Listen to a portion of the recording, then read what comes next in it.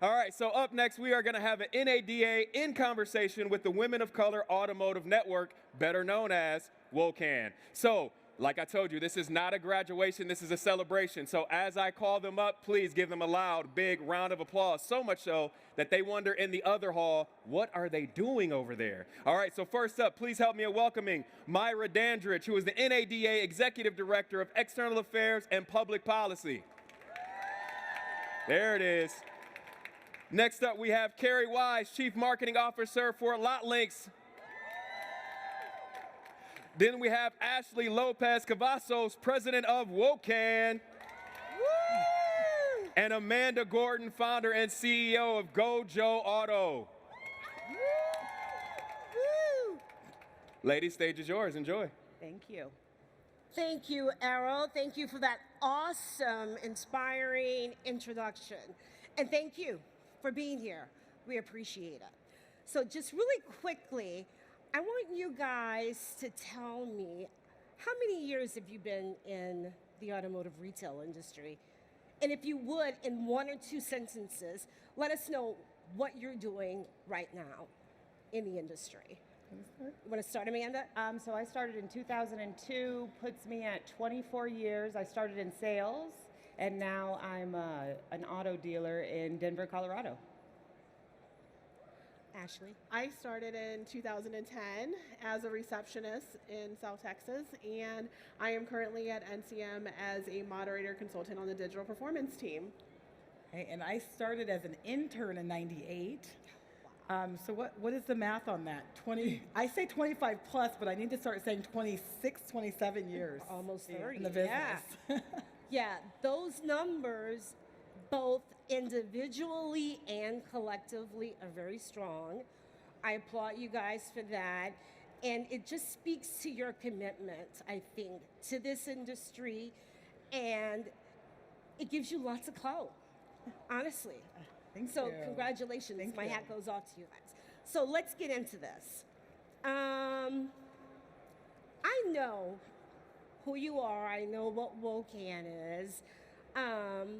But for those people out here who don't know anything about WOCAN, tell us what inspired WOCAN. And I'm going to give Kerri and Amanda that question. Well, we started WOCAN in August of 2020. And you can imagine in 2020, a lot was happening in our country with George Floyd, with COVID. And we like to say that we started WOCAN for ourselves. And so Amanda and I have known each other at that time probably for only a couple of years. Erica Wells, who is a general manager at Walzer Automotive Group, we knew her kind of loosely. And Patrice Banks, who owns Girls Auto Clinic, thank you, was also loosely, we all kind of knew each other. And I think when you're a black girl in automotive and you see another black girl in automotive, I mean, you instantly know each other. I was at a party last night. I was the only black woman in the entire party of 500 people. And so it was one of those things that we started for ourselves because I wondered, is there anybody else out in the industry after 27 years of being on stages and never seeing myself out there?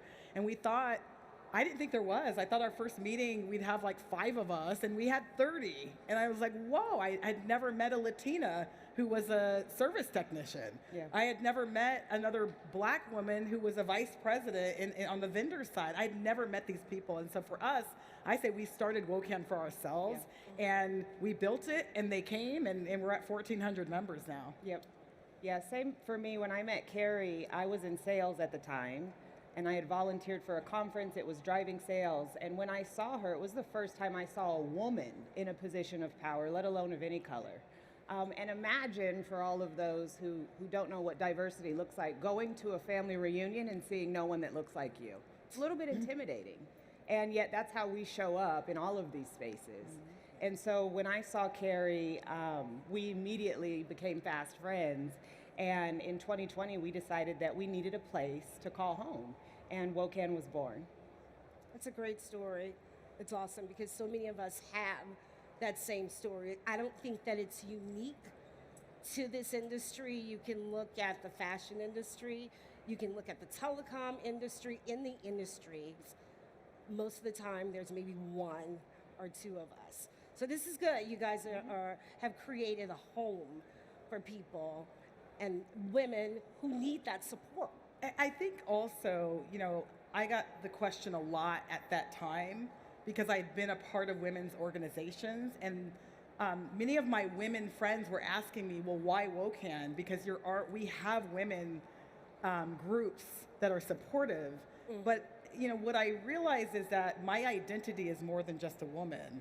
In fact, my race is very much a part of who I am, and I had left that to the side to some extent to navigate this male-dominated space. And so for me, what I discovered in starting WOCAN is that women of color, we just have unique experiences. We're often the first in our families, first educated, the first to ever be middle class, the first to be entrepreneurs. And when I say first, I don't mean first women, the first people in our entire families. And so that playbook isn't there oftentimes. We don't have the father or the uncle or somebody who might pass us down. And so this network was really about us learning from each other. I mean, and it really is a beautiful thing because as a Latina, like I did not know any Latinas in automotive until I connected with WOCAN. And I remember y'all did the Hispanic Heritage Month and y'all reached out to the Hispanic members and y'all were like, hey, we want to like celebrate y'all.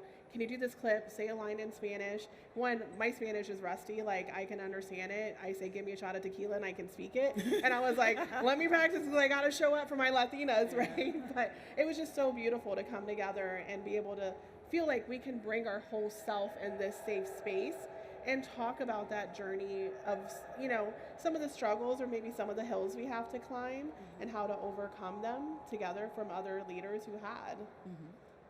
So we've talked about what inspired the creation. Tell me about your mission. Because you have lots of programs. Give me a little snippet of programs that you guys offer and just what you do in the industry. I mean, we have so many different programs, and I'd say one of the biggest impacts we have in our programs is the scholarship program. A lot of times, as a lot of our members are not all executive level or manager level, but they're wanting to grow. And so being able to go to a conference and come to like an NADA, thanks to our sponsorships, we're able to provide scholarships to women. And so that is one of the biggest programs I think we're all very proud of.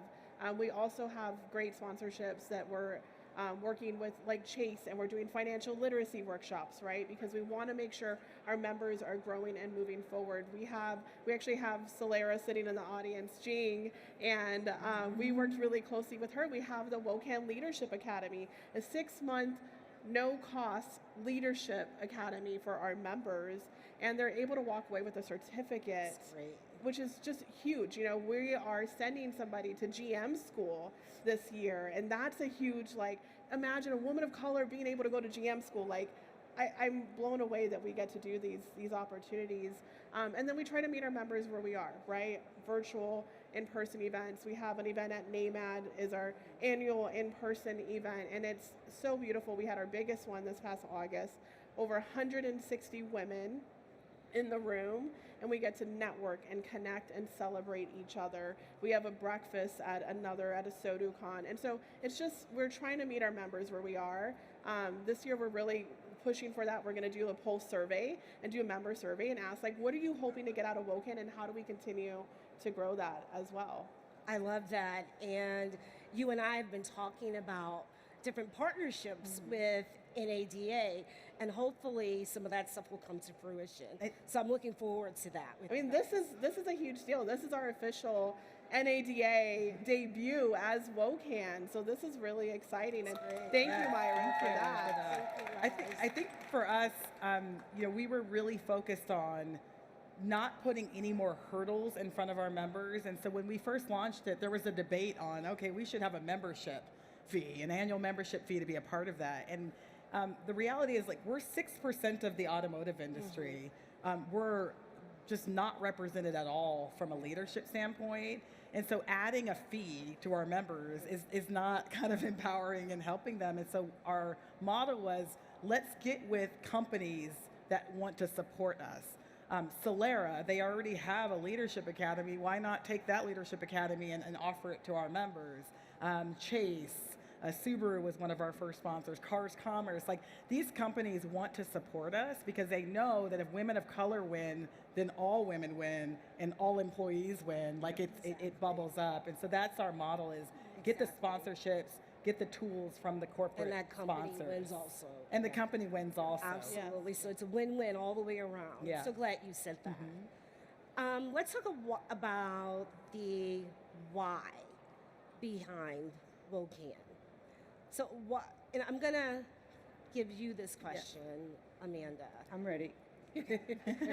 Why do you think it's so important to have a network that's specifically focused on women of color rather than a one-size-fits-all? Sure.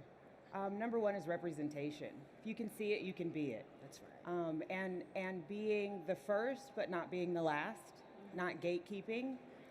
I'm the first Black woman in Colorado to own a car dealership, and this happened in 2019. Say it again. Say it again. I am the first Black woman in Colorado to own a car dealership in 2019, not 1909, 2019.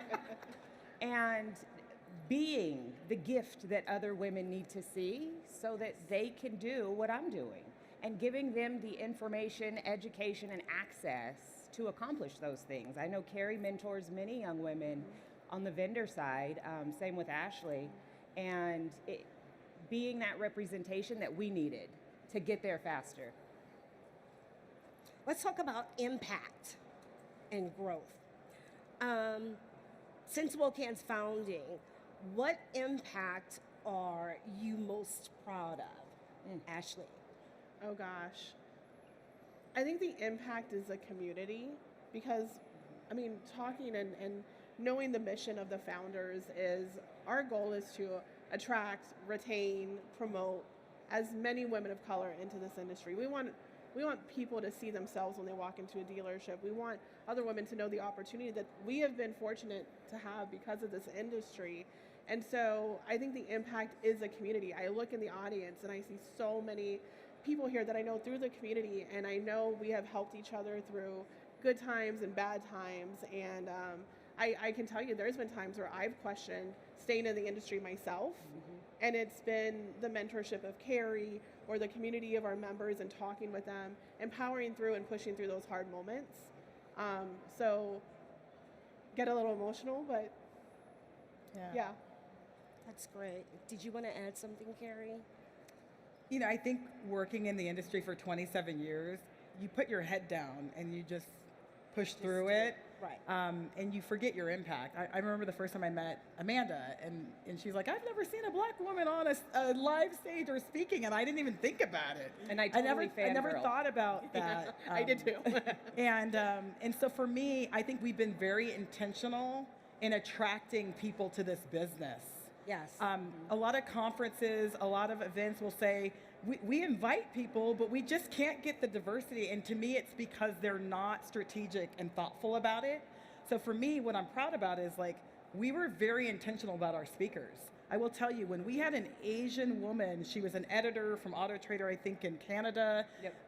Our Asian woman membership increased the day we had an Asian woman speaker. Imagine that. Whenever we have a Latina speaker, we get more members that are Latinas that join. Yeah. It's not that hard. Right. It's just being intentional about who you have on your stages. And we have amazing women. This isn't, affirmative action where we're just giving speaking spots to people who don't deserve it. But the reality is there's a lot of amazing people out there. And the difference with us is they're in our network and our pool, and we can tap on them when other groups aren't even aware that they exist. Yep. Did you want to comment also on that? I mean, I mirror that exactly. And even within our group, we're being exposed to women that we didn't know about.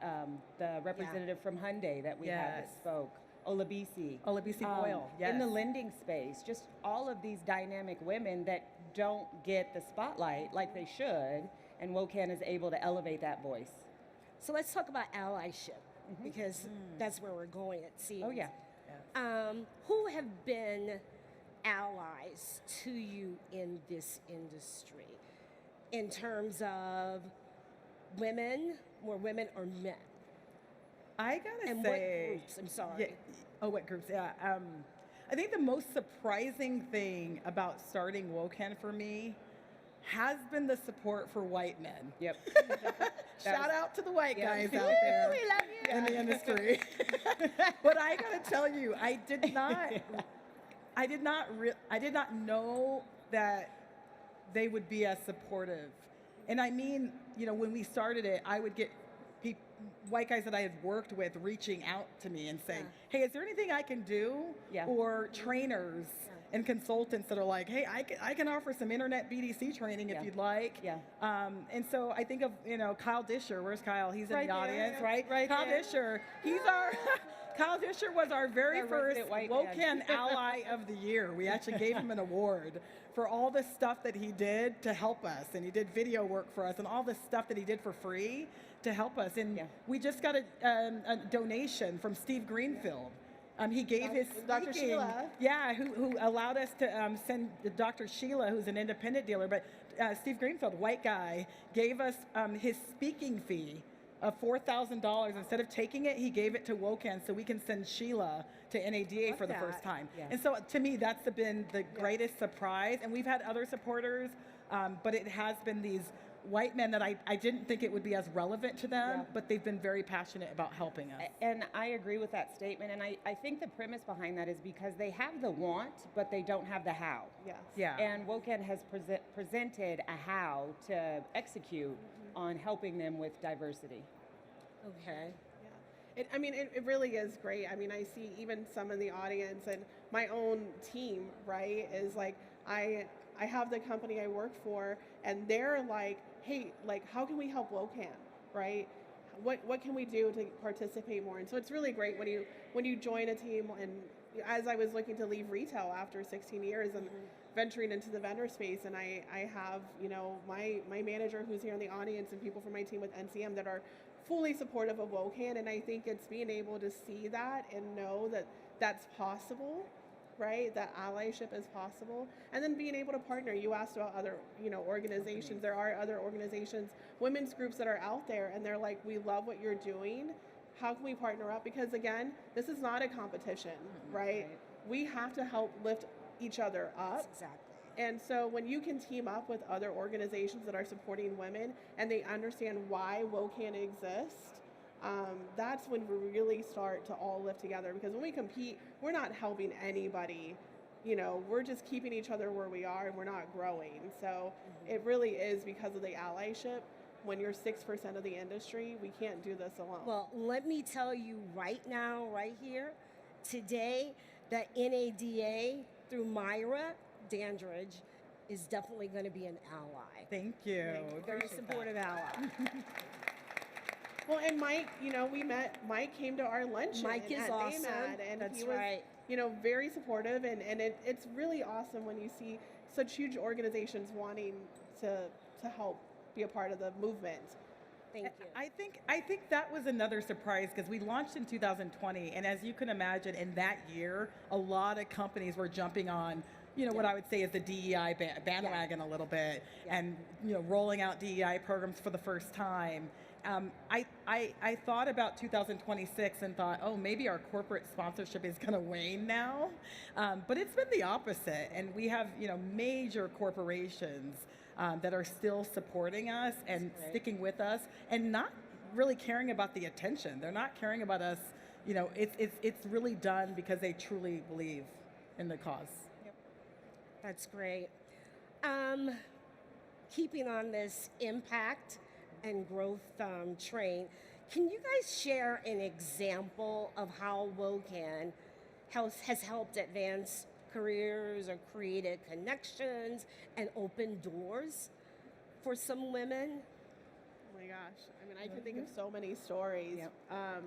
I think it really is the community and the allies. When I don't know, and I'm sure y'all have had these conversations as well, but there have been many women, unfortunately, that have been part of layoffs, right? And so when I think about that impact, it's a network that was created within WOCAN, and we're able to help each other find opportunities and help open doors for each other, because we really need to stand by each other, and it is tough, right? There are so many changes happening in this industry, but when we can stand together, when we can open doors for each other and help somebody find a career that they're so passionate about, because like I mentioned earlier, myself as well, right? When you're thinking about leaving the industry, that is the last thing we need to happen.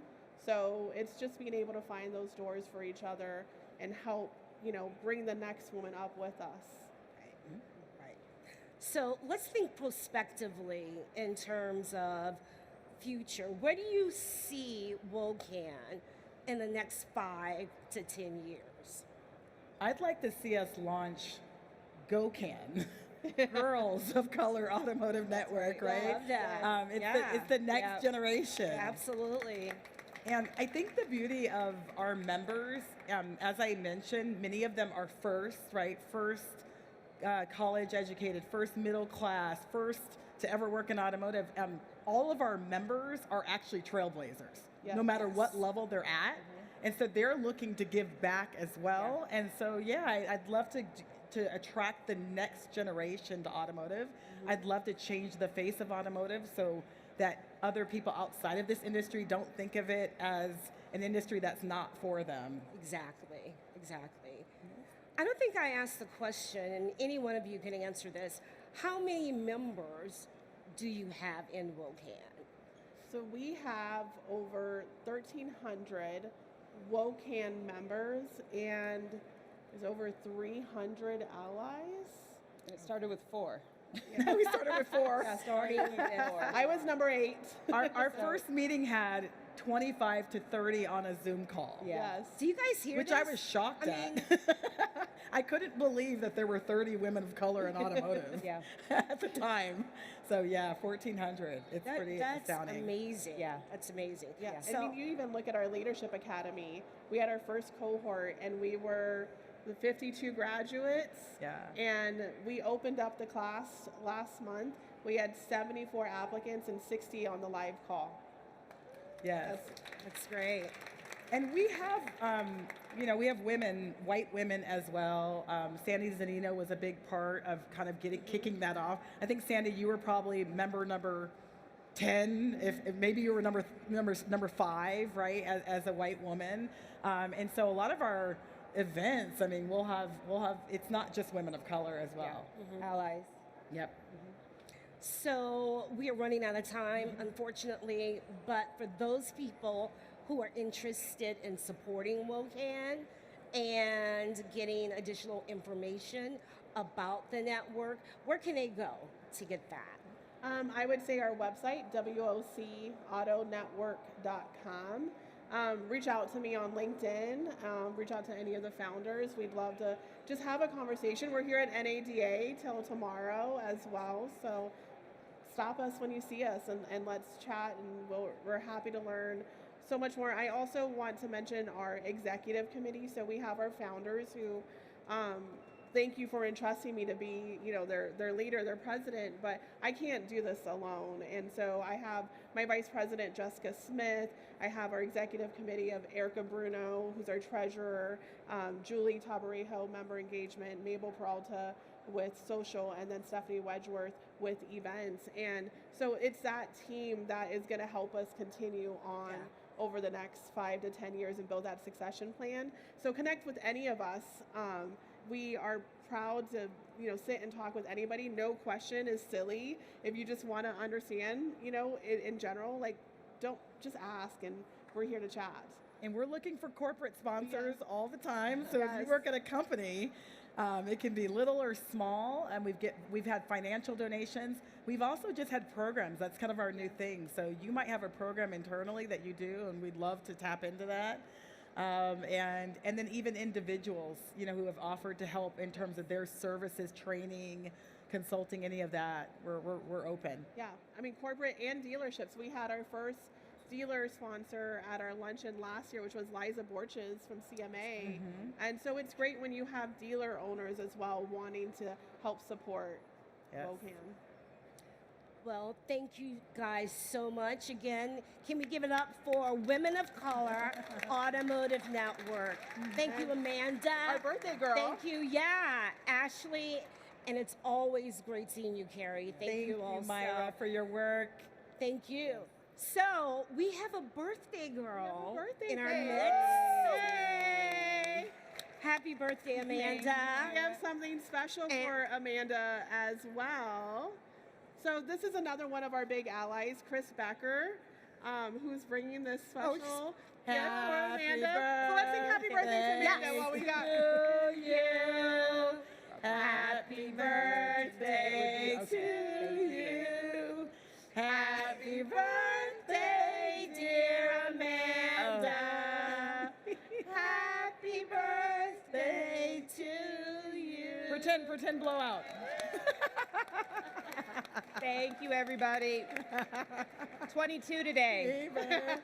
22. I love it. And holding. I love it. Thank you, Myra. Sure. Thank you guys again. Thank you. Thanks for being here, everyone. Thank Yes, you. thanks. Bye-bye. everybody.